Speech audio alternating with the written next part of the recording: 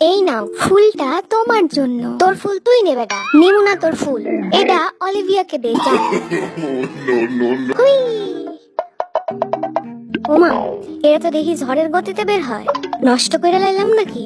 ভাই এর রাইখা দেই, পরে আবার দোষ হইব আমার। এখান থেকে জায়গা ভাই, আমি কিছু জানি না।